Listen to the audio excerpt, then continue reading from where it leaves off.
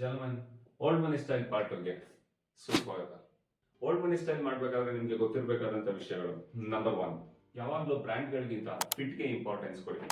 Brand ಚೆನ್ನಾಗಿದೆ ಅಂದ ಮಾತ್ರಕ್ಕೆ ಮೆಟೀರಿಯಲ್ಸ್ ಚೆನ್ನಾಗಿದೆ ಅಂತ ಅರ್ಥ ಅಲ್ಲ.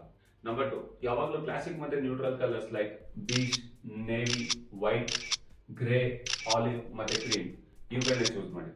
ನಂಬರ್ 3, ಯಾವಾಗಲೂ ಕೂಡ 100% ವೂಲ್, 100% ಕಾಟನ್ ಮತ್ತೆ 100% ಲಿನಿನ್ ಈ ಫ್ಯಾಬ್ರಿಕ್ಸ್ ಗಳನ್ನ ಮಾತ್ರ ಚೂಸ್ ಮಾಡಿ. ಇಟ್ ಡಸಂಟ್ ಮ್ಯಾಟರ್ ನೀವು ಶರ್ಟ್ ವೇರ್ ಮಾಡ್ತಾ ಇದ್ದೀರಾ, ಪೋಲೋ ವೇರ್ ಮಾಡ್ತಾ ಇದ್ದೀರಾ ಅಥವಾ ನಿಟ್ ವೇರ್ ಮಾಡ್ತಾ ಇದ್ದೀರಾ.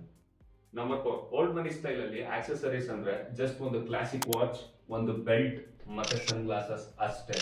ಇವೆಲ್ಲದ್ರ ಜೊತೆ last but not least grooming ತುಂಬಾ ಇಂಪಾರ್ಟೆಂಟ್.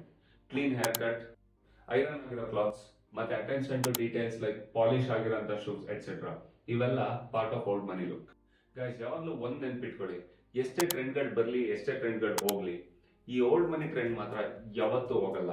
ಏನಕ್ಕೆ ಅಂತಂದ್ರೆ ಇದು pure class and it never goes out of fashion. Follow ಮಾಡಿ ಆಯ್ತಾ?